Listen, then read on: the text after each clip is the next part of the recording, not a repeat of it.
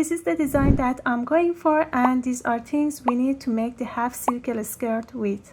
We also need to measure the waist circumference and the length from waist to the hem. For the waist, divide circumference by 3.14, and this is the measurement to mark the waist on the fabric. Now add this number to the length plus 1 cm seam allowance, and this is the measurement to mark the length on the fabric.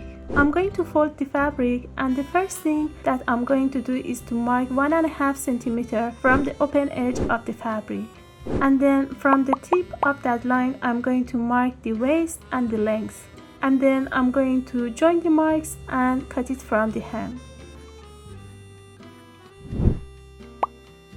Next, I'm going to pin the waistline like this so I can transfer it to the other side. And this is what the waistline looks like when the fold is open.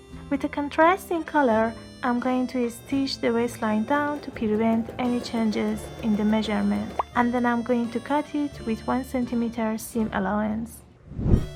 The skirt does not have a waistband, so we need to cut a facing for the waist. But in my case, this is what I'm left with. So I have to cut it in pieces and then sew them together. I'm going to overlock the raw edge, sew it to the waist,